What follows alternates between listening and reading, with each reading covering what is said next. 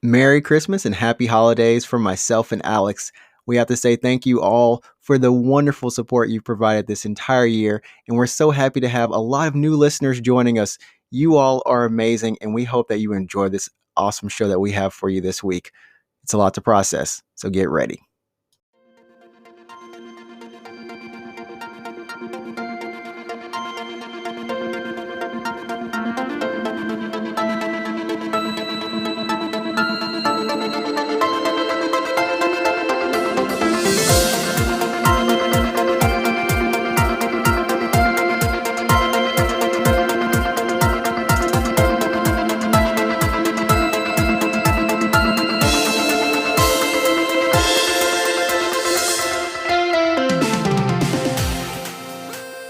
Hey everybody, welcome to episode number 64 of the Unknown Games podcast. Hope you're having a great day wherever you are and whatever you're doing. If you're listening to us via Twitch right now, then you've known we had a little audio issues, but we're back, and it's always good to have you here live. Of course, if you're listening to us via, the normal, plain old simple Spotify or iTunes, that audio version, we're glad to have you as well. And of course, if you're on YouTube, we're also, we're glad to have you anywhere you're listening to us. And by we, I mean myself, Adrian, aka NinjaTrixta. You can follow me on Twitch at that handle. And of course, my co-host, Alex. Hey, what's up? I'm the Game Duck. Yeah. You can follow me not at NinjaTrixta, but I'm just right here. Where's my right here? Yeah. You're doing it. You can follow him at Root24. That's ROUTE 24, and I'm NinjaTrix. We actually did this intro before, and unfortunately, I flubbed it to the point that it was not recorded, and I don't know, I accidentally stalled on your name somehow. Somehow I stalled on your name. Yeah, it's like you had a mild stroke or something. I was just and my co-host, Root24, aka Al, it was like that. Yeah, I can't replicate it, everybody. Anyways, we're going to have a great show today. It's the best of 2020 gaming news, and we've got a lot of stuff to go over. Of course, once again, you can always follow us on Twitter. There we go. The two T's just keep messing me up. On Twitter at UGP_cast. You can follow us on Instagram with that same link. And finally, if you want to look up the YouTube channel, my brain is really, really, really moving really slow right now. If you want to follow us on YouTube, just check us out at Unknown Games Podcast. Alex, what's up? Nothing. What's up with you? I don't know. I'm just trying to make up for lost time. That's all right. Yeah, it's all right. Let's get going. All right, let's keep it going. And so, yeah, we're going to be talking about this. We're going to skip the gaming news what we've been playing. We're going to skip that. We're going to go straight to the news because 2020 had a lot of things that happened. I mean, 2020 is still happening. It's not over yet, but right. 2 more weeks, right? Two more weeks. Can you believe that? 2 weeks? Have you ever seen ReZero? No. Oh, you never? No. All right, that's fine. Wait. How does that tie into 2020? I was going to make a joke about waking up and it's January 1st, 2020 again, but that would be horrible. Could you imagine that? What would you do if you knew if you know the knowledge of what you know now and you woke up and it's January 1st, 2020? I had this discussion with my chat on one of my streams a while ago, and we basically decided that we came to the conclusion that even if we knew what was going to happen, we would be powerless to actually make a significant change unless we were the president of the United States, which we aren't, right? Right. So even if we knew how the year was going to unfold, we probably wouldn't be able to make any significant change. You would sound like a conspiracy theorist or something. Right, there's this thing, it's coming, everybody. Seriously, it's coming. And no one would believe you. Right. That's true. That's sad. We could go back in time and travel, and we still couldn't prevent it unless we go back 6 more years or something. That was a depressing topic. Anyways, we've got a bunch of stuff. Blinkiness thinks it would be nicer if we were in the same room. Alex, is there a way we can be in the same room together? No, not with COVID. Not with COVID. We can't we got to social distance, everybody. We got to keep it real. Stay safe. Stay safe. Did you click on that link, by the way? No, I didn't click on the link. I don't know. Click on it. There's a link in the chat, and I don't know what's about to happen. But we're not. Oh my goodness. Oh, if anyone, This is going to be the thumbnail for the video this year. This is the thumbnail, right? It's pretty funny, actually. Blinking, that was awesome. So, anyways, news for this week. We got Cyberpunk. Cyberpunk that happened this year. I mean, delays, refunds. There's so much stuff right there. We've also had streaming issues in terms of Twitch. And Mixer leaving. died, eh? Yeah, Mixer died. Mixer that was gone. 2020. Yeah, man, that's crazy. That happened. We also have VTubers. We did an episode on that. I know. I keep wanting to call you Root, but I know. Yeah, you can just call me Root. Actually, call me. I don't mind. A lot of people call me Root now. You want me to call you Root? Yeah, ever since I've been like Root the Game Duck? people in my stream call me Root because they don't really know my name, and then people that I play with call me Root, so it's fine. I don't mind. All right. Well, I'm gonna try to call you by Alex still. I'm gonna keep going. So yeah, Alex, you're watching a VTuber concert right now, anyway. So literally watching a VTuber concert right now. Yeah. Doing two things at once. We also had the Xbox Series S, X, and the PlayStation 5 launch, along with new graphics cards this year. That's well. To be fair, new graphics cards isn't particularly like. There are new graphics cards every year, so just saying like there were new graphics cards, that's like okay, and that's like saying and it's like there's a new iPhone this year. I'm like, okay, oh really now? Hey, okay, when you put it that way, that is very true. But we'll get into it. Why these were, I guess, I don't know if they're special or anything, but at least lower. The graphics card, the GPUs this year, I would say are a tiny bit better than last year. Yeah. We also had, of course, crunch was a big issue this year with The Last of Us Part 2 and also Cyberpunk. Also, Apex Legends, can't say enough about it. We had 3 seasons this year. Yeah, it's crazy, right? Time flies. Time flies. I looked back on the news and I was like, wait, we had 3 seasons? We're on the season 8 of Apex right now, which they've been... Wait, 8? Yeah. No, we're on 7. Aren't we? We're on 7. I thought we're on 8. Pretty sure we're 7. Wait. Loba was season 6, right?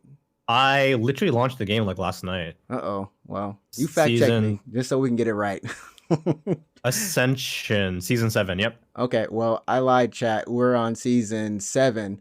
So we still had 3 seasons. That's cool. That happened. In terms of company news, we had Epic Games versus Apple. That whole thing about freeing Fortnite and childish lawsuits. I don't even know. Mora okay is in the chat again. Once again, last week he was Chris Hemsworth, and this week he's a graphics card. Wow. Which one specifically? We'll have to ask, which one are you? I'm always the talk of the town.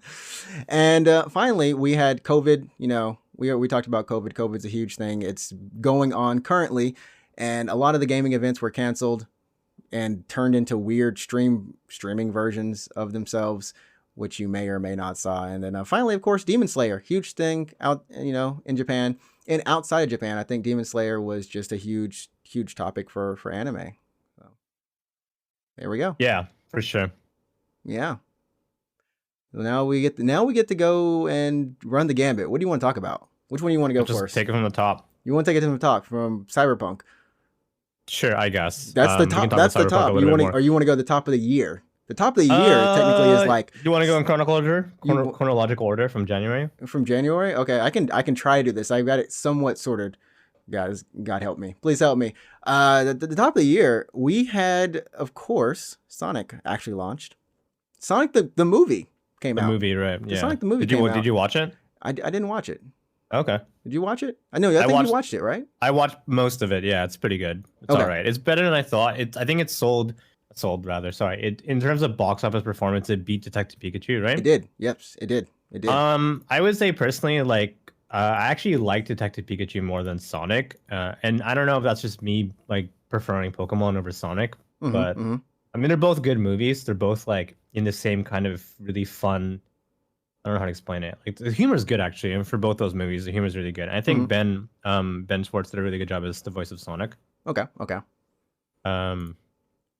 Although, I mean, to be fair, like Ryan Reynolds did a really good job as Pikachu. As Pikachu, Detective Pikachu. I liked, because I saw Detective Pikachu on the plane when I was coming back to Japan this year, and it was good. I enjoyed it, and I thought that they did a really good job on capturing, just the kind of feel of Pokemon in there, and just having those I cameos with all of them. It was right, cute. I agree. I think they did a really good job of making the world feel a little bit believable. If you know what I mean. I know it's just like, oh, like Pokemon in real life isn't so believable in a weird sense, because it's just like, I don't know, like But they did a they really made good. it kind of feel They did a good job with like the monster Mhm. design, like to make them a little more grounded, a little less cartoony, a Yeah. little less anime, to give them a little sense of realism in the world. So it's like, oh, there's a Gyarados, but it's like they kind of made it's like a kind of slimy and kind like, of they yeah, had textures as to if it them. would be real life, Mhm, right? mhm. When it comes to Sonic the Hedgehog, though, there's only like one creature you're worrying about. They're just worrying about The Sonic, Hedgehog, which the was Hedgehog, right? redesigned, of course. Yeah, We and they had did like a redesign for Freaky Sonic. Sonic, right? I think they did an okay job with Sonic. I obviously it was good of them to go back and to redo the CGI for Sonic, basically, well, delaying the movie essentially, but It was a good delay. It was a good delay. yeah, I think it was worth it. I think the movie would have done a lot not as well if they stuck with the original design. It would have been like criticized forever, really. That's right. And then of course, we've got the most recent movie release, which is Monster Hunter. I don't know if there's a subtitle. I think it's just Monster Hunter. I think it's just Monster Hunter, yeah. Which is getting, polarizing reviews. I've seen people who have kind of like said it is just horrible. It's horrible. Don't even try to understand it. But the last half hour of the movie is actually really good. Like it just comes into its own. And then there's some people who are like, the whole movie was fine if you just take it for what it is and just eat some popcorn and enjoy it. So it's gonna be interesting to see that when it comes out. Because I'm looking forward to it, honestly.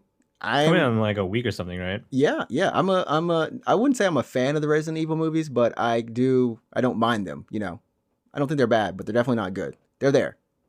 They serve a purpose. I mean, they made money, man. They made bank. They made bank. They totally made bank. But yeah, going from that, and in terms of earlier this year in streaming, we had Tim. Did you play any of the Tim? No, I didn't play any of it. No. We had Tim, which then turned into Valorant. Valorant launched this year, to record numbers there. And then after Valorant, we had Fall Guys coming in. Oh, yeah. And Fall Guys, I mean, what did you think of Fall Guys this year? I didn't play it. You didn't play it? Wait, I thought you had to play at least once, right? Nope. Really? I downloaded it, but hold on. It had made a very, very, very much a point for us to play it. I didn't play it. This is kind of like Kanagawa Jet Girls. You never played it. Nope. Why am I the one who buys the games when you never play it? You didn't pay for Fall Guys. No, I didn't. Hero, welcome to the chat, and we're going to be talking about the best of 2020 gaming news here. Moving on, next up, I think these are games that we did both play, were Among Us and Phasmophobia. Right. Yep. Those two, I think you're still playing Phasmophobia. Yeah, I put it until I put it. I should have slept. I actually should have slept way earlier. I was very tired today because of Phasmo. You're spending your time with the ghost, and then finally, I'm literally drinking a zone right now. You're drinking that energy drink, and then finally, Genshin Impact. Now, I think that would have been the last part of the Twitch trends. It's so hard to say. And in terms of those games, I mean, I think I've spent the most time with Phasmophobia. And I think you've probably spent the most time with Phasmophobia as well. But when we look at the trend, it really went, in terms of streaming, it's very much about gaming together. You know what I mean? Yeah, I guess that would be the theme for 2020. Yeah, just in general. I mean, like Animal Crossing as well, kind of a cultural experience, really. That's true. Animal Crossing blew up on Twitter. I mean, it was one of those things that I don't think it's ever done the way that it did this year. Was just kind of like amplified. You know what I mean? People were tweeting it. People were getting their Switches out. People who didn't even play Animal Crossing or even play a Switch before, it was like a phenomenon. And I was like, what's happening? And then, we had the story on Joe Biden. Joe Biden made his island. Yeah, he wanted to show you he was a gamer. For sure. Yeah, he's a gamer. Yeah. Sorry, I had to process that for a bit. It was processing. Well, this episode is called Processing, and it's going to be us in the same room together because we're not actually in. Anyways. No. And then finally, we had another streamer. I'm trying to remember. I thought I wrote this down. Did I write this down? I didn't write it down. Anyways, we'll keep moving. But yeah, that happened. And Dr. Disrespect is now on YouTube. He is, yeah. Well, not now on YouTube, but he moved to YouTube this year. Yeah, he got moved after his very mysterious ban from Twitter. I don't think we never found out about that. We never found out. Yeah, we never found out the reason. Yeah, we never found out a reason why he was banned. He's been very like secretive about it, but he's been hinting like there's a lot of money tied up into it. I can't say anything. We just know he's just banned from Twitch, and Twitch, this year, in terms of what's happened in the social, not in the streaming landscape, we had Mixer closed down. Right. Which was we knew the numbers were kind of going down, but we didn't know how bad it was. There were stories. We could probably talk about Mixer for like an extra like 20 or some minutes, but I mean, like Microsoft really fumbled that one. You know what I mean? They did, and there was so much hype about it coming out the gate. Yeah, I just feel like Microsoft didn't support Mixer in the way that they could have, should have. Like they pulled over Ninja and Shroud, right? Right, and a couple other people, right? Mm-hmm. And then they're just like, hey, look, like the biggest streamers are now on Mixer. And then that was it. Like they kind of they expected like Shroud and Ninja to have such a pull on their audience that they would pull over these people to Mixer, and then those people would stick around on Mixer. But the problem is, if the platform only has like one streamer you want to watch, you're probably not gonna stick around. Like I feel like they could have done more to like make the platform legitimately better than Twitch, as opposed to just like, oh, we have Ninja now. That's right. And they tried to gain a lot of the smaller streamers, and that was one of the things that we both had kind of debated or kind of thought about when we first started streaming. Actually, it was like, I feel like what they could have done was been like, oh, like the equivalent of Twitch affiliate, like we'll give that to you from the get go. Like that would have been a huge. That would have been a huge. That would have been huge. Yeah. That would have been huge, because there were some cool things that they had done with the way that you could stream games together, the kind of co-op streaming that you could do. And then there was also another feature where some games had, I guess, more user integration into them, like for whoever's watching, they could kind of participate in the game. So there was a lot of cool things. But now Ninja and Shroud are back on Twitch, so yeah, they're back to where they started, and then they got money and they got paid. So who won? Who really won? They won. They definitely won. Oh, Ninja! I forgot the number, but like the money that he got. Because Mixer bought him out basically, right? Mm-hmm. So Mixer gave him a ton of money, but then when Mixer shut down, he got paid out the rest of his contract just to go back to Twitch. So he made bank. He made bank. He made in 2020. Bank. Yeah. Yo, big brother Ninja. If you can, I'm your cousin. Just shouting out, NinjaTrixta. I'm like your little cousin. Far removed, but if you want to ever give me that Switch, man, it's a little bit of your money. It's just a little bit of the money. And then finally, of course, we didn't say it yet. Mixer actually ended up becoming part of Facebook gaming. I don't know if they became part of Facebook. They just like sold all the stuff to Facebook. Which of course, and YouTube gaming, which kind of was on the rise this year. I think we saw that with some streamers that went from Twitch to there. So, the streaming landscape, it's still kind of, it's evolving. Things are happening there. And we can't talk about Twitch without talking about all these darn DMCA issues that have been popping up left and right. I can't even sing on the stream. I have to worry about singing happy birthday, man. No, that's within, you're safe for happy birthday. I'm safe for happy birthday? There's no copyright on that one. You sure? Yeah. Happy birthday to you. Off. I'm just saying. Offline. Yeah. It's offline. Yeah. So we've got that, and their solution to it has been kind of slow. I know last week they released an update. Well, OBS released an update in which they said that they've been working with Twitch to you can actually strip the video, or not the video. You can strip the audio from your VOD. Yeah, like a track. If you select a certain track, that won't show up in your VOD. Mm-hmm. Similar to what I did earlier with our audio.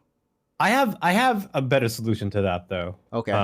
Rather than having music that's live and then music that's not on your VOD, a better solution is to just use DMCA safe music, and you don't have to worry about that. Just use that. Oh, you mean like a service like? Well, we're not sponsored by no. I was prepping for that eventual sponsorship, Oh, yeah. I know you like that Monster Cat. So Yeah, we're not sponsored by Monster Cat or We're anything. not. Yeah.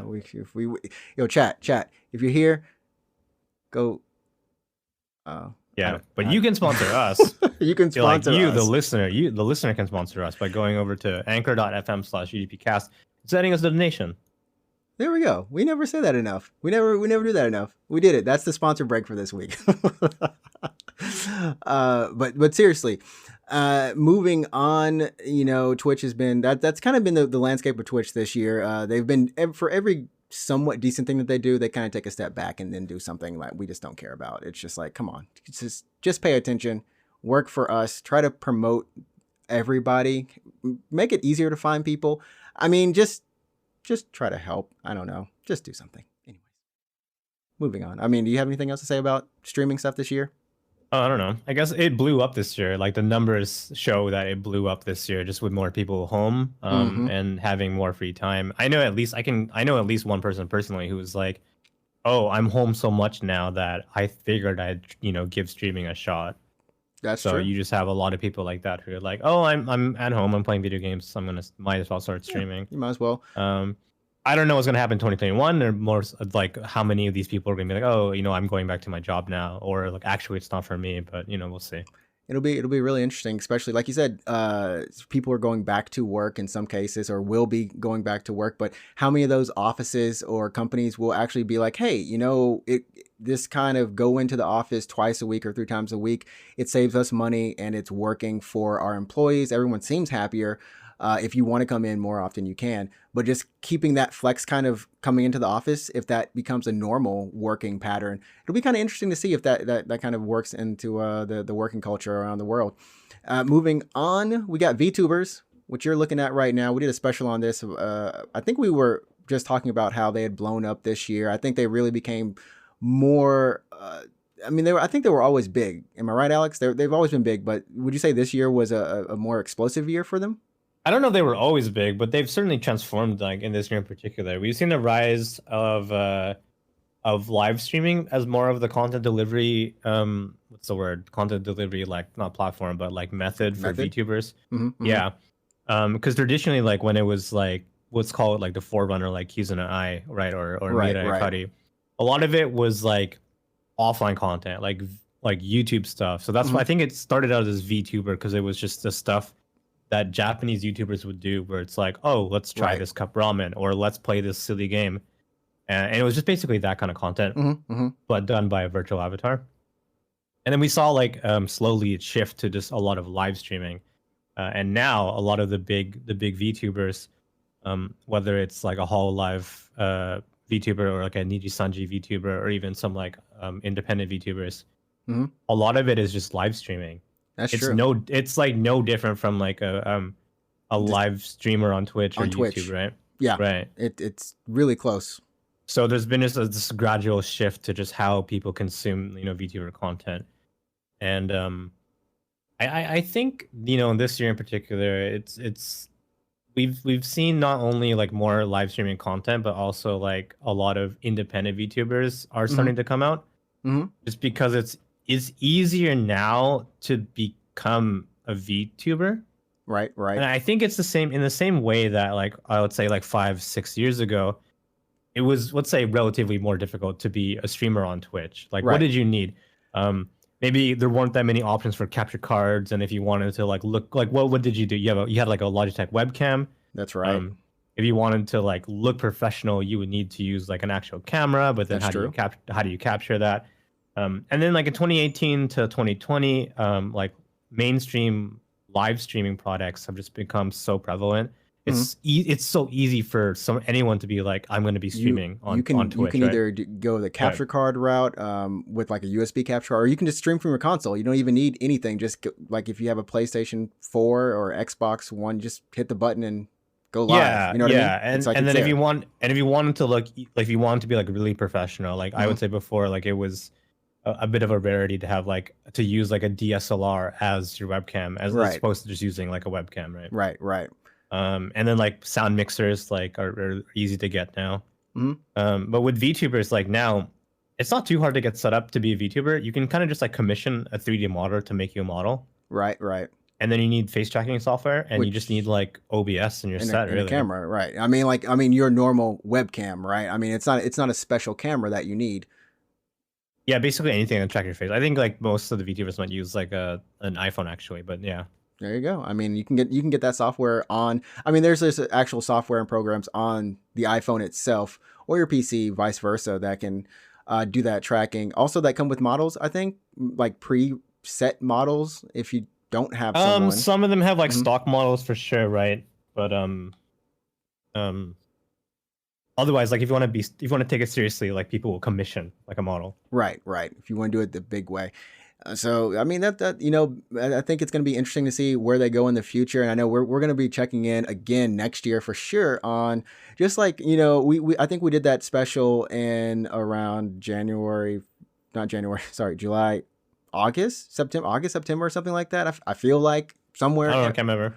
around there. So we're like I said, we're gonna check back in on that next year, and we're gonna see how it goes because I'm interested. Maybe one day I'll find my girl. Sure. Maybe you'll be that girl. Be your own VTuber. But what if I want to be the guy? I don't know. Go for it then. And of course, if you're in the chat and you have any topics that you want to throw out that you thought were the best of 2020, let us know. Just write on in there, and we'll, you know, we can get a little conversation about that. And moving on, of course, we had I think one of the biggest things in gaming this year. Of course, you can't deny the launch of or just leading up to the Xbox Series X and S and the PlayStation 5. We went through the controller for the PS5, and then it took them console. A while. I like how Microsoft and Sony kind of did the reverse. Like Microsoft was like, "Here's our console," and then Sony was like, "Here's the controller." And I was okay. Yeah, that I mean that was it.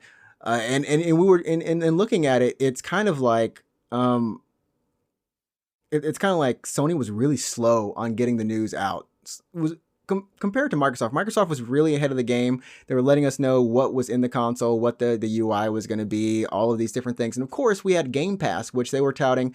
You know, Game Pass is this huge thing as a service, and it honestly has lived up to that. I think when you look at Xbox, at least on console for sure. Yeah, I think it's a little bit lacking. Not a little bit, but it's just not as good. It's not as good on PC. There's a lot of games on PC, but why do you think that disconnect is though? Well, it's because if you're going to be using Game Pass on PC, you're limited to anything that's available in the Windows Game Store. It has to be in the Game Store. Like, it's not like, oh, you get this game on Steam or Origin or anything like that. Right. So, you're limited in games that are only on the Game Store for Windows. Okay. So that by nature restricts it already.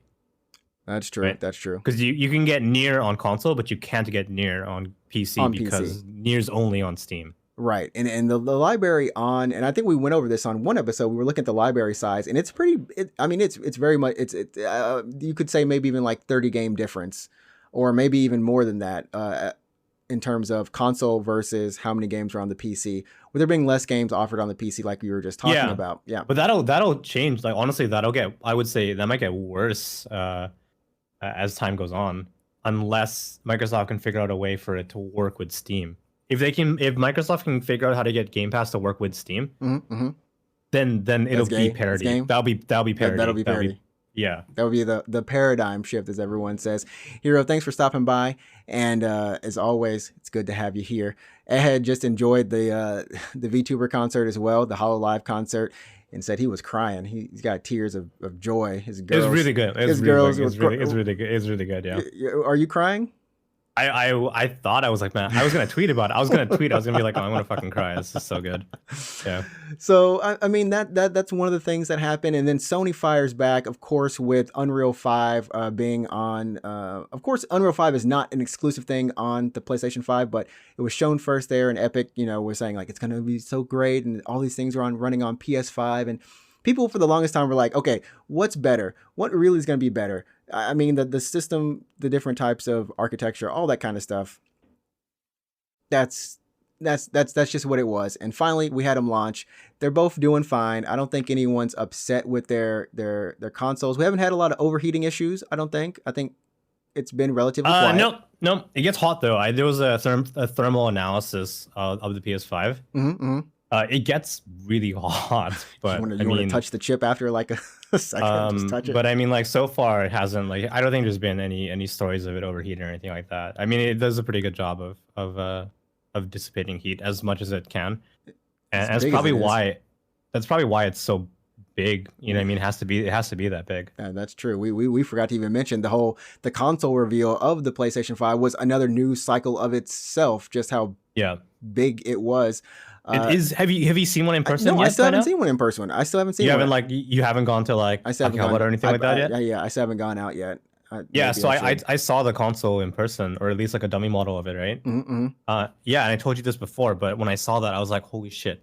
It's the size of my console. It's a big console. It's the size of my torso.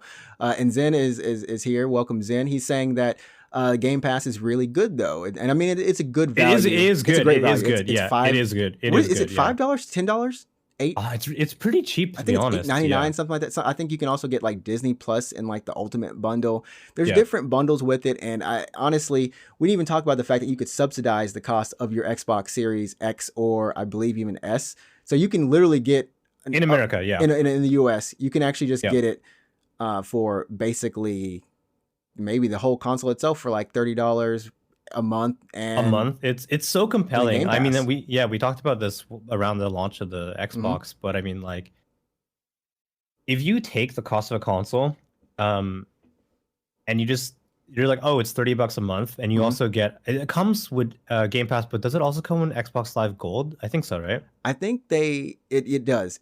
Yeah, all of that is bundled into each other. All of it's one thing with Game Pass. Right. So $30 a month until you pay off your console, like that's cheap. It's really cheap. Good. That's really good. That's dirt cheap. And the PS5 came in under the cost of what everyone thought it might come in as. Like $4.99. It's $4.99. It's cheaper if you have the discless version, but yeah. Yep. And Zen, I think Zen is saying that it might just be $1 for Game Pass, in some way or form. But if it's subsidized or something, right? But to add on to all of this, Microsoft goes, and I think this is a huge story as well, buys, of course, Bethesda, but buys the whole ZeniMax category, the whole entire suite. So, Sony had this state of play, FF16, Demon's Souls, Project Agatha, all these hype games. Then Microsoft goes, yo, bro, we got any Western RPG, anything you ever thought you like, Elder Scrolls, Skyrim, Fallout, we got them all. We got all the studios like it too. So did that personally affect you as do you play Bethesda games? No, or you're just whatever, okay. No, it didn't. Then here's the thing, because it's the same thing when we were talking about last week about Cyberpunk. I can't get into first person RPGs, so like that entire catalog. You've never cared about them. You're like, Fallout, I don't care. Yeah, okay. It just for some reason I can't get into it. So, but I know for a lot of people who are into those games, it could be a big deal for some people, but like we said, if you got a PC, you're good. If you you're if you were already gaming on PC, it's just like, okay, whatever. It's all good. But fine. At least in the question what they might be buying next, or what Sony might be buying next, and I don't know if you have any thoughts on that. What is Sony buying? I don't know. Oh no, I mean like companies, game companies. like a Sega. What would Sony buy? Yeah, Sega or Atlas or SNK, Playmore, any of those kind of companies. I don't know if Sony would need to buy a company in response to Bethesda, to be honest. I mean, yeah, I don't know. It's tough to say. I don't think it was a big of a threat. I think Sony didn't see the purchase of Bethesda as that big of a threat to them. Yeah. Honestly, things might have changed if it was like Square Enix or Capcom or something like that. But that's true. But since it wasn't, they were just like, oh, okay. I mean, that's fine. And I think for the games that already been announced, they said that they're still going to honor the exclusivity contracts. They're right. They will. So the only this will only affect the games that aren't announced yet. Right. That are coming forth that we don't know about. That we don't even know about yet. Yeah. Or things that we do know about that maybe, things haven't been tied up 100% yet. So, I mean, it's a thing, and I think it made a lot of news. And going along finally with all of this, we have the next gen graphics cards. What they're not next gen graphics cards. They're just this year's graphics cards. Graphics cards at a very affordable price. they're the same price as the thing is that they're the same price as last year, but the performance gains are much better than like the equivalent cards from last year. And the equivalent top of the line cards from last year. So your basic entry level card for this year is going to get you better more than last year's top tier card. Yeah, and that's the main thing. You got the RTX 3080, right? The GeForce. I have 3080. Yeah. Okay. And then I picked up the 3070 that's just under my desk right now. How are you enjoying it? Is it made your PC gaming more viable? That's a good question. Better for you? What a question. Here's the thing about PC building, and like if you go on Reddit, everyone probably agree with you, is that when you buy like the top tier card and you put it in, you like it's not like your gaming experience is just like suddenly like that much better. It is appreciably better. And I think if you're making a huge jump from like, let's say your hardware is like several years old, then you'll see a difference. But for a lot of people, like the joke is like, oh, I bought like a 3090 and now I'm gonna play Roblox, or now I'm gonna play Minecraft. You're gonna play like the lowest. It's like what are you gonna do with your $3,000 computer? Like, oh, go on YouTube. Like it's like you can do 8K gaming now. You can. Yeah. But then it's like, what games are in 8K? Like, honestly, but there's only the thing, a certain few. I'll tell you what, like, having a 3080 has afforded me is that now I can play Apex Legends. I can stream Apex Legends and basically always maintain like 140 FPS. Okay. Whereas before, if I was streaming Apex Legends on my old card, which was a 1070, I would have dropped down to like 80 to 90 frames per second, which is still very playable, but obviously it's just not like it's not as smooth. It's not as smooth, right? Yeah, exactly. It's not as smooth. It's not what you're used to when you're not streaming.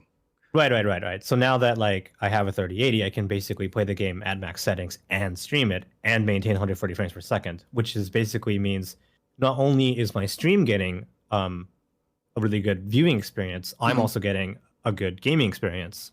Right. Which is a win. It's a win-win for. It's a win for me, really. But true. What having a 3080 now, and obviously I've only realized this in the last week, is that I'm playing Cyberpunk 2077 at max settings, like completely balls to the wall, maxed out. Really? Okay. Yeah, I'm playing Cyberpunk balls out, like completely max, and my frame rate is like it fluctuates between like the mid 40s to like the 80s, which is that's part of the game. That's just the game right there. That's right. But for like a game like that, that's very like I would say that's just very playable. That's really good, and that's at max, completely max settings. It's like ultra super combo. It's max. absolutely max settings. Yeah, and that's pretty crazy. And just to know that. A lot of people, and that's the mid tier, I guess, of the three cards, the 30. Well, I mean, there's the 3060 now, so it's 30, 60, 70, 80, and then there's the 90. So I guess it's the upper mid tier is what we could call it. It's basically it's like the beginning of the enthusiast level tier. Yeah. So I think if you're in the market now and you're looking for a PC, it's a beautiful time to go buy yourself a PC or make a PC. If you don't want to do the whole console route, or if you want to do the console route, we said this earlier, but you can get yourself an Xbox Series X and it's going to hit you up with that 1440p. And that was one of their big news this year was, hey, we also have the console supports 1440p. Yeah, right, yeah, and we have the S as well. So those are the things for that. And we're actually halfway through the news. We're halfway through this. Once again, if you are listening, feel free, chime in. If you have any opinions on any of the things, or if you were listening not on Twitch but in your ear, send us an audio message about what you think. Wait, what? If you're listening on Twitch, not on Twitch but in your ear, what? How else are they listening to it? How do you listen to stuff on Twitch? What, through your eyes? What is this? I come from the future where we have lots of different things here. In 2077, it's buggy as heck. It's one of the bugs right there. Sure. Yeah. But anyways, you can head to the Anchor page at anchor.fm/UGPcast and leave a voicemail about what you thought about any of the topics on this week's show, and we'll talk about it next show. Yeah.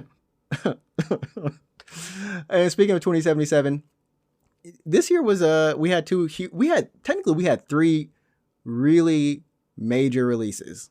What would you say those 3 are? And I forgot one of them on the list, but Final Fantasy VII Remake. Sure. Last of Us Part 2. Sure. Cyberpunk 2077. Those are the big 3 ones for you? Those are the big 3. All those games took 7+ years to make in some sort of fashion, or 7 years after they were unveiled. They're all 7 somewhere. Wait, was FF7 Remake 7 years? Do we want to count the PS3 trailer or not? That one doesn't count, no. That was a tech demo. Okay, well then I think that might be 5. I believe honestly, it's pretty short turnaround if I'm not mistaken. Let me see. Was announced. Here we go.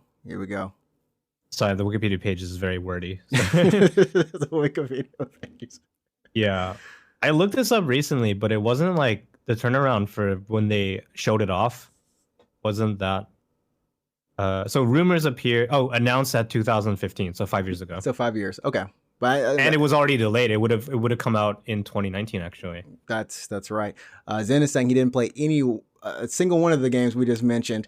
And I think we I think people, the hype for FF7 Remake, I think they did a wonderful job. And this doesn't even fit into the category of game crunch and death threats that I made. Did anyone get death threats for FF7? I don't think so, right? Yeah, nothing. No, I mean, FF7 was like super pleasant, but when it came to Last of Us Part 2 and Cyberpunk had 4 delays over the course this year, if I remember, 3 or 4 delays, and each time people, of course, getting more and more frustrated. The messaging. Like, just put the game out, and they're like, okay, fine, here's the game, and they're like, the game's so buggy. Why did you delay it? Why did you delay it? Yeah. What do you want? The karma or whatever is just on Cyberpunk 2077. I think that was the most ironic part. It's like we put it out, guys. It doesn't work. What's happening? Right. And I gotta say though, because I've been playing Cyberpunk on PC, right? Mm-hmm. The game 100% is buggy. There's no question. It is really buggy. It is absolutely really buggy. But for me, at least on PC, like the game hasn't like crashed at least. Right. And it's very playable. Like I said, like most of the time, like when I'm in a gunfight, it's like 60 frames, 70 frames per second, which is very playable, right?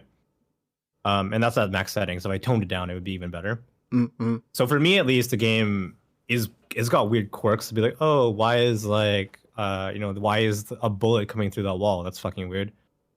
But like it's the Matrix. It's at least on PC, it's very playable, right? Right. I didn't realize this because I don't have the console version, but I was watching some videos, watching some tech analysis of the console versions, and the Xbox version of Cyberpunk, Xbox One, like not Xbox One X, Xbox One, is hitting like 22 frames per second. 22 frames per second. I heard PS4 was like 12, right? Like maybe the worst, yeah. And like one guy on like this YouTube video was like, I thought the game froze, but it turned out it took like a minute to render a frame. So the comment on YouTube was like 60 frames per second, more like one frame per 60 seconds. Per 60 seconds. Zen is saying Cyberpunk on console is horrible. And I think, I would argue, it is. We're definitely agreeing with that. Yeah. I gotta say though, it's like, how do you this is arguably one of the biggest games of the year. How on earth can you, the version that everyone has, like most people will be playing on. Yeah. How are you not developing on that first? And how can you not tell that it's running at 20 frames a second? Like when you're I know. Here's the thing. It's just like, oh man, if your game is running at 20 frames per second, that's a problem. That's a problem. You're running below VR standards. Even VR really has to be held to like 30 seconds. What is this? What is this? And this week or last week, we saw the stories, of course, of refunds happening. And soon after that, there were so many refunds. Sony decided to just take it off PlayStation Network. I don't know if it's back up. Delisted. It's done. I think it's still delisted. It's still delisted. The Cyberpunk, the CD Projekt Red, they did put out a hotfix for if you do have it. I still, I guess, installed or on PS5. Yeah, I know. There's a hotfix that just came out. That same hotfix came out for PC. It doesn't fix performance. It just fixes bugs. Oh, it's like 17 gigs, I think. Well, for PC, it was like 500 megs. Okay, well, that's happening.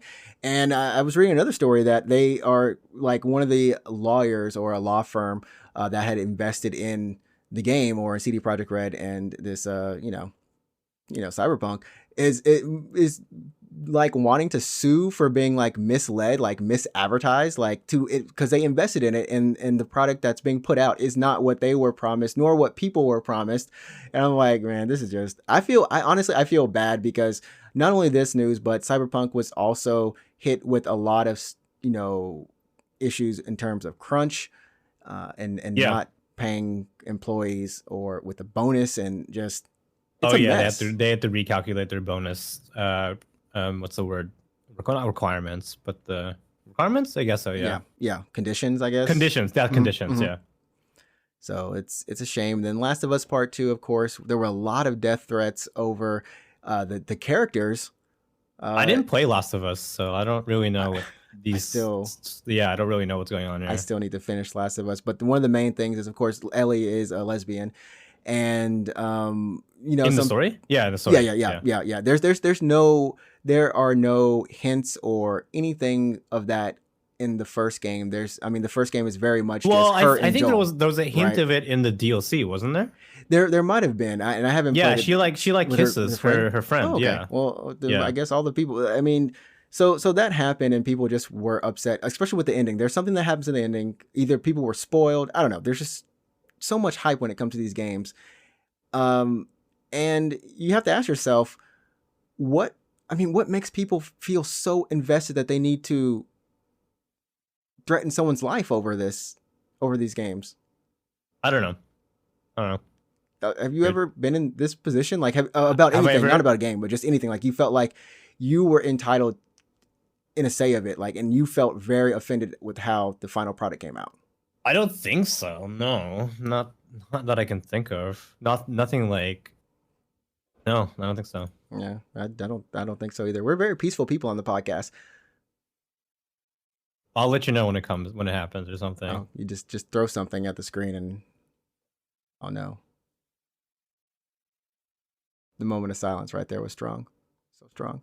Moving on, Apex Legends. We're gonna skim over the Apex Legends news because after this we got some other good stuff. But in Apex we did get Loba, we got Revenant, and Rampart. We got two R's and an L.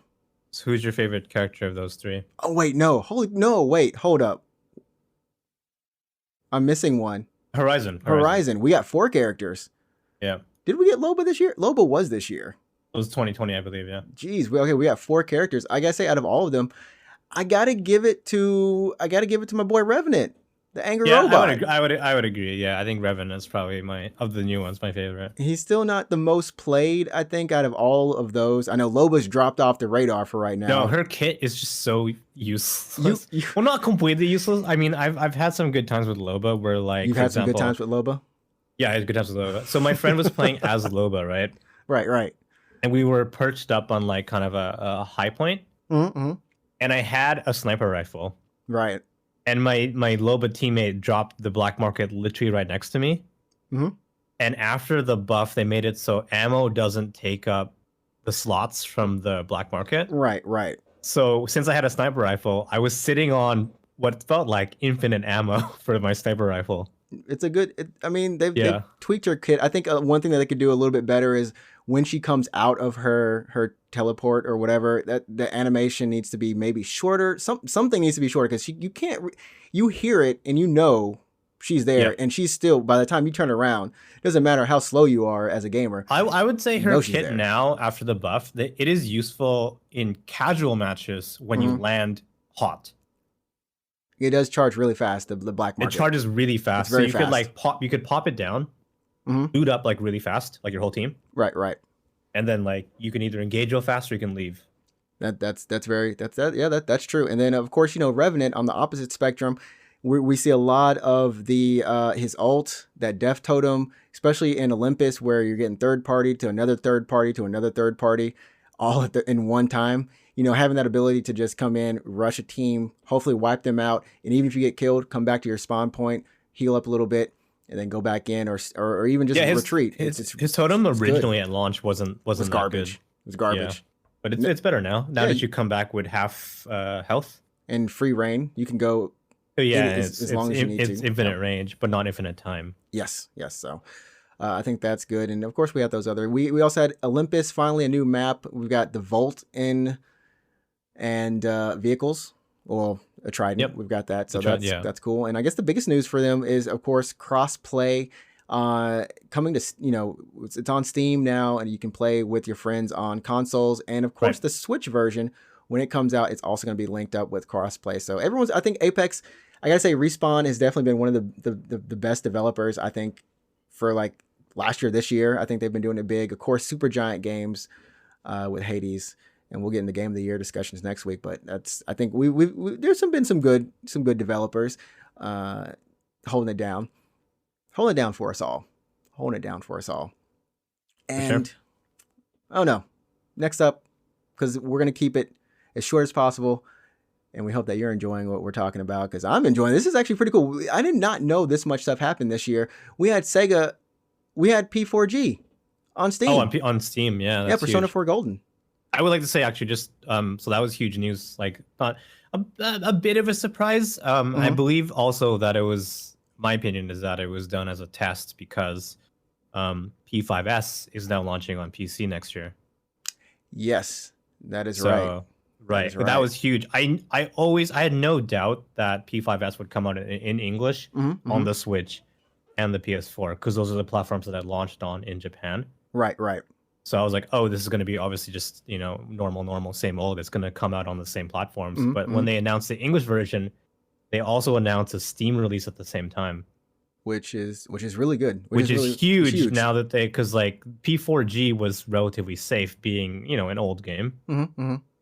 But now they're like, oh, here's a not old game. I mean, well, it's not like Royal. It's not like they're putting Royal out on PC, but still. Right. But it means like hopefully in the future, maybe we will see Royal. Maybe we will say, yeah, maybe. See them, And like I got double surprised. I got surprised when they were like P5S is coming out on Steam, and I'm like, oh, that's really cool. Probably just the English version. But then they went and they announced that Japan, like people that live in Japan, like Japanese players, are able to get the Steam version. Yeah, and I know this sounds weird, but that's typically locked off. That's stuff typically locked off.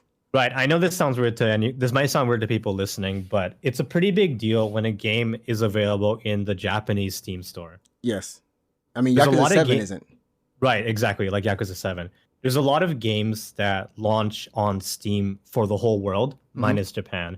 For example, Yakuza 7 or like Yakuza Like a Dragon. Right. That's a PC game for basically the whole world, but not for Japan. If you live in Japan, PC is not a platform you can play that game on. It's only it's PS4 and like Xbox maybe, right? Maybe. And yeah, there's tons of examples like that where and sometimes it'll be on Switch. It'll be on a Switch or PlayStation 4 or PlayStation 5, whatever. And it's just like, we want you to buy it on that version, and then if you're in Japan, that's it. That's the only way you're going to get it, unless you VPN or however you choose. Right, but if you live in Japan and let's say you do live in Japan and you VPN to buy these games on Steam, you're actually only buying the Western version. Right. It just happens you live in Japan and now you're playing the Western version. Yep. It's like you're importing it, right? Yep. But when they announced that P5S is coming out to PC for the whole world, including Japan, that's a big deal. That's a big deal. And I'm actually really happy about that, because I wanted to play Like a Dragon, but my Steam account is unfortunately in Japan. So I actually do live through this. I don't subscribe to a VPN or anything. So I understand this. And it's like when they do allow for it to be both, and I'm able to access it, it makes me feel good, because I'm like, okay, well, I make money in yen and I can just continue paying in yen. And I don't know. It just, for me, it feels good. So that's cool. Sega unfortunately also ended up selling off their arcade business this year, and Level 5 also closed their US office this year. Rest in peace, Level 5. Rest in peace, Leighton somewhere. Yeah, no. I mean, that's not to say Level 5 is doing terrible, but right. What is Level 5 doing actually? They're probably working on some kids cartoon somewhere. Like more Yokai Watch, right? There's probably more Yokai Watch, and I think there's something outside. They do something other than Yokai Watch that blew up as well. Inazuma 11, is that? No, that's newer than Yokai and Inazuma 11. They still do those two properties, but there's like something else. White Knight Chronicle. We ain't getting that ever again, bro. I still would White Knight Chronicle technically, if it were fixed, if it were done right, It's like FF11 ish, right? Right? I don't know. Maybe Nino Kuni. You're probably thinking of Nino Kuni. Well, yeah, they are doing. I don't know if Nino Kuni. I think it's not 2, but another version came out. I don't know. Well, you know what? Level 5 should put out a sequel to friggin' Dark Cloud.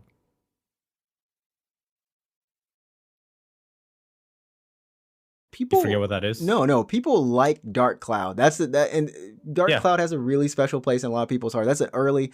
I can't remember if that's launch PS2 or. It was a launch PS2. Yeah. Along with Shadow, was it Shadow Hearts? I think was also launch PS2. That was From Software. Was that From Software? Yeah. There's like From Software game on launch PS2 as well. Oh man, you know what I like to say? I was like, there's an alternate universe out there where From never made Souls, and they're still making Armored Core. And they're still making Armored Core for me. Dude, I played Armored Core 2, 3, 2 Another Age, and I think I played one more Armored Core. Like I beat Armored. I loved me some Armored Core, but I couldn't get into the next gen stuff, which the unlimited boosting. Anyways, so that was happening. Of course, we had the Capcom data leak. We know the next 4 years. Forgot about that. Oh yeah, that happened recently, last month I believe. We had what was that like? Street Fighter, Super Fighter, Ultra, then like Arcade or something. Yeah. I don't know that happened, and I think the biggest news in terms of companies was Epic Games versus Apple and the Fortnite. Which did you ever hear back about what happened at the end of the day? I think it's still in litigation, actually. It's still just in litigation. And I don't think it's back. It's still not on the App Store, actually. It's still gone. It's still gone. So what had happened was, what had happened was Epic decided that they wanted to introduce their own payment. Yeah, they wanted to bypass Apple's cut of in-app purchases, right? So you buy your V-Bucks, or whatever you use V-Bucks for. I don't play Fortnite, but probably similar to what you use Apex coins for, right? Exactly, skins and such. And then they were like, because if anything that's sold as an in-app purchase through the iOS store, the App Store, it's like a 30% cut, right? Right. And then Epic is making like X amount of $1 million, let's say, on the App Store, and they're like, oh, by gaining 100% of our profits, we can now get X $1 million as opposed to like whatever. Yep. So they like introduced a way to basically bypass the in-app purchase system, where I think you were like probably redirected to a browser, like a browser, or just outside of and then you would make your purchase. It's no different from me going to like Amazon.com on my phone and then like buying a book on my phone through my browser, right? Right. Something like that. Like, Apple doesn't get a cut of that. That's basically what it was. And Apple's like, you can't do that. That's cheating. Literally. You can't do that. That's cheating. Yeah. So I mean that happened, and Epic fired back with some in-game campaigns and Fortnite. Go find these apples and you get rewards. Like you're entered for a chance to win a PS4, and like weird. It was like a weird propaganda thing. I think at the end of the day, like we said, it's still stuck in litigation. The court had kind of ruled that Epic was in the wrong in kind of how they had done some of the stuff they had gone about doing. Right. Sending a letter to Apple. But Apple also did a thing where like Apple, like, what is it? They like removed Epic's developer account. Right. So Epic could no longer, like, not just Fortnite but other apps, or it also removed their ability to do anything really regarding the App Store. Right. And then the courts were like, okay, you can't do that. So Apple had to like restore their account. It's like some little kids squabble on the playground, just like, okay, guys, y'all just stop. Y'all just stop. And then finally, I guess two things left. Of course, COVID being a huge thing this year, and just how it affected games. We had E3 being canceled, Gamescom, Paris Week, all those were canceled. TGS went online. I think that was the only show of all of the shows, the big conventions, that actually still did it. PAX was still going on, was PAX still but PAX wasn't online, right? PAX was still in person. I think PAX might have been in person, maybe. Yeah. A lot of this stuff happened with the Summer of Games. Actually, it's not a bad thing. The Summer of Games wasn't a bad thing. The only thing was it was so different in how we got our news. There was a stream here, a stream there, a stream at 10 a.m., a stream at 12 p.m. you had, there was so hard to keep a track of it, but everything you were looking for, and as long as you chose to, look at the program and understand it, you were able to see what you wanted to see. And I think you said that you actually kind of preferred it that way instead of just having these long pressers. it let me kind of absorb the news better, right?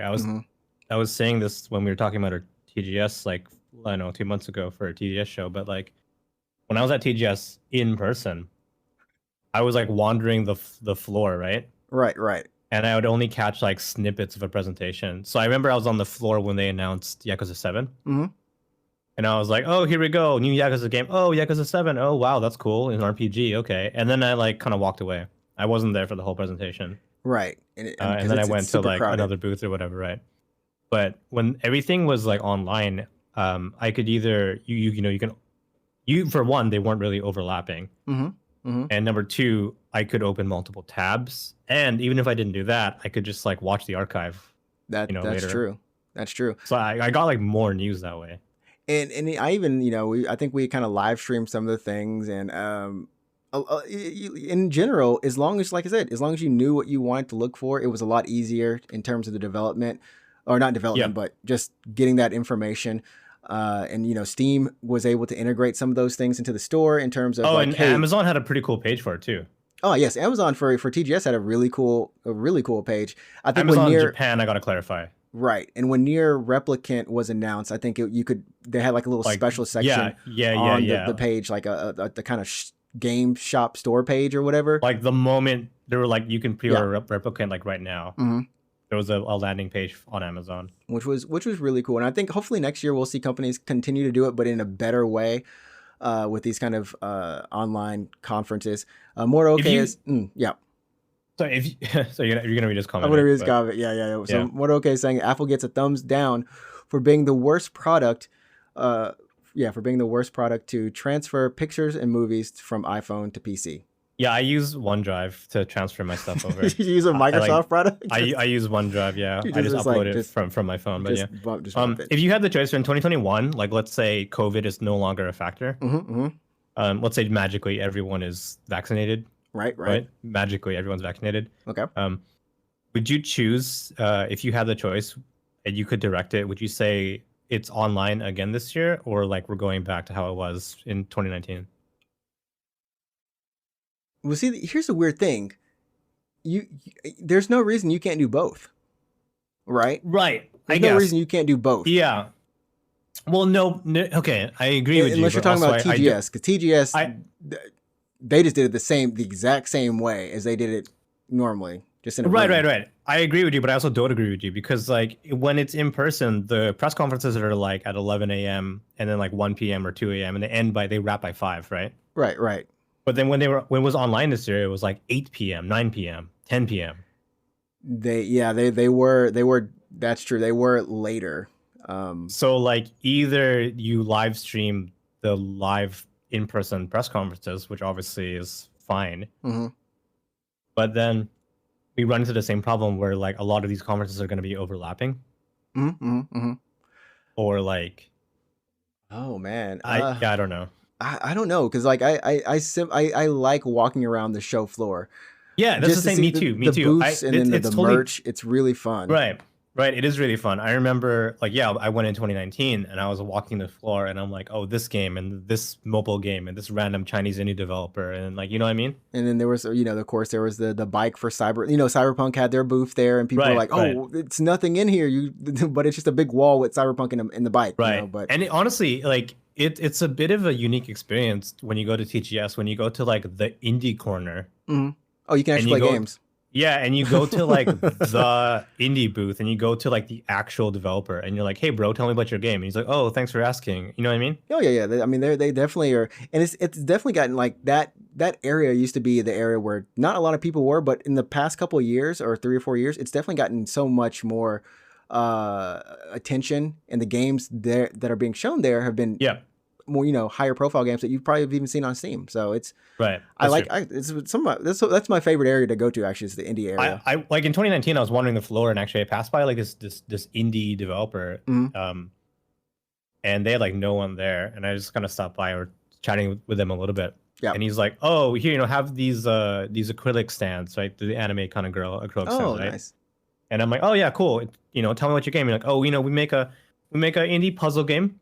And I'm like, oh yeah, what kind of puzzle game? It's like, it's you do the puzzles and then you can see the girls naked. And I'm like, oh yeah. Okay. Yeah, that's cool. And then that was it. Like I just walked by this booth and this indie adult puzzle game developer, stopped to talk to me and give me some of their merch. And I'm like, It's that's pretty cool actually. Thanks. Yeah.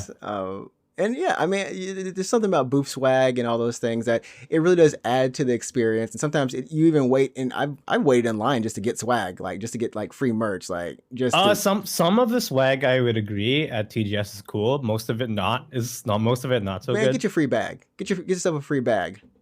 Like I walked away like every year at TGS. I have like 7 paper fans. And like 1 million stickers and like 7 I know how to avoid the stickers and the bags, but I'm talking about those nice bags. Like I still got some in my closet, man. I have a really nice Persona bag from last year. No, you got that good Persona bag? Yeah, I got a. When I walk around, I get jealous of people because they have these really cool bags. I'm like, I got to get that bag. Where's that booth? Yeah. Blinkinance, I did not say the B word. No, she said breastus. I don't even remember saying anything. Anyways, I think he said booth probably. I said booth. BOOTH. Anyways, finally, Demon Slayer. If you haven't heard of Demon Slayer and you don't know what it is, and the title pretty much says what it's about. Slays demons. Pretty much. It's about people who slay demons. Biggest hit over here in Japan. Outsold One Piece. For the first time, a manga just outdid One Piece in 10 years. I think maybe 10 years, 8 or 10 years or so. Yeah, Demon Slayer, the movie, like Mugen Mesha, right? Yes. Just crushed it at the box office during COVID. COVID, yes. Even the final issue, like the final, the volume of the manga, people were lining up. Peak COVID, people were lining up in bookstores. Can you imagine what it would be like if it wasn't COVID? Like how crazy it would have been. I don't know, man. That would have been so. Yeah, I think it beat Spirited Away actually for just box office money, which is insane, by the way. Like that's like one of the anime greats, right? And people have talked about coming out of this movie with tears. I've heard some people that I know people that walked away cried in the movie. Like they've cried. I heard little kids were afraid and they walked out. Yeah, I don't know. So we're both curious to see. I think I'm gonna go see it next week in 4D because I was like, I was talking to Bill. I was like, yo, Bill, we got to go see this. It's in 4D now, and if real talk chat, Dragon Ball Z Broly, best 4D movie. They should have made it so it's like when they fight, you just hit with their sweat. That'd have been the 4D experience. That would have been the true 4D experience right there. Yeah. So definitely go look up Demon Slayer. It's one of the biggest things in Japan and even outside Japan this year. And I can't say how much is influenced from the like karaoke. If we were able to go to karaoke, Lisa's Gurenge. Gurenge. Yeah, Gurenge. Did you pronounce it like a English word? I don't know what I'm talking about anymore, man. I thought it was like Guren at first. Gurenge, it's a Japanese word. But there's like a gay on it. I'm like, what's Gurenge? I was like thinking to myself, what does that mean? I know what Guren means, but what does Gurenge? What's the gay part mean? The flower. Oh, okay. So it's a crimson flower? Yeah. Like the color of the Guren is like a crimson color, but I guess. Okay. Well, we're solving mysteries here on the podcast, and we are at our time limit, everyone. You all have been here. I gotta say, thanks to Blinkinance, Moroke, Zen Unique, Hiro, and I believe Be Real for letting us know that, hey guys, your audio wasn't. We're not hearing anything right now, so I gotta give a shout out. Yeah, to can all you imagine if we finish the podcast with no audio? There's just no podcast this week. I would have shot myself. This is why we depend on everyone in the chat. So if you have the time, I know it's pretty early in the morning for some of you across the world, but if you're not, we do the podcast live on Twitch. Right now, it's on my channel at NinjaTrixta. We might be trying to get that changed up in the future, but we do this at 9:00 p.m. Japan Standard Time. Be sure to join us. You can follow myself on Twitch. You can follow my co-host Root24. That's ROUTE 24. Oh, I kind of like that now. She's like, What? ROUTE 24. Sure, yeah, like it's a question. You're not 100% sure. You're actually not sure what it is. So you can definitely give us a follow there. And as we mentioned before, check out the Anchor page, anchor.fm/UGPcast. Leave us a voicemail what you thought was the biggest news this year in video games, or just let us know what's up, or you can even donate to us because we're humble little podcasts and we need funds for a Switch or another Switch. I'm just talking about myself, but seriously, we could get audio equipment, or as Blinken had said, why aren't you two in the same room? Well, when COVID ends, we got a little funds, we can rent a little studio. See? Yeah, when we're actually hitting it big, we're getting a steady income. Then sure, we'll rent a tiny studio. Yeah, there we go. And remember, tell your friends about us or your family, whoever you know that likes video games or who might just like us. Can you imagine? Be like, hey mom, check out this podcast. She'll be like, why? she'll be like, why, wait, though? What are they talking about? Like, why though? Why though? It's because our voices are, we have that appeal. We appeal to all age ranges. Yeah. Anything else you got? Anything you got? Anything you want to say? Yeah, I don't know. I guess maybe, yeah, I guess it would be a good idea to split off the podcast to a separate UGP Twitch channel. And then we could do like co-op streams that aren't the podcast on that channel. Oh yeah, that's true. That's true. Or we could just stream on our own respective channels, and I don't know. It doesn't matter. Whatever. We can figure it out. It's a work in progress. Next year, yeah. Honestly, and we'll get into this next year. Next week. Next week is going to be our Game of the Year episode. So hopefully we're going to get some previous guests back on the show. Hopefully Ehe, if you over here, Yahya, if you listening, of course Bill, Big B, if you in here. Let's call him Big B, but if anyone, our previous guest, we're hoping to have them back on the show. But yeah, I mean, we just started this 2 months ago, really. If I want to think about it, it might have been 2 months, maybe just a month and a half ago. We started the Twitch podcast, or started. Oh yeah, doing it live Twitch, rather. Yeah. So we've still got a long ways to go. Yep, but it's been good. That's it, everyone. We're good. Yeah. Thanks for watching, everyone. See you guys next week, same time, same channel, maybe. Go ahead, follow Adrian NinjaTrixta. You can follow myself at 324. Jump in my chat, talk about anime, games, manga, whatever. If you watch the Hololive Fest tonight, there's another stage tomorrow. I'd love to hear your opinion on that. See you guys. There we go. That's going to do it for us this week. Remember, you set the tone, go play some games, have some fun, do whatever you do, but put some good vibes out into the world. We'll catch you all next week for episode number 65 of the Unknown Games podcast, where we're talking about the best games of the year. We'll catch y'all later. Peace. Peace.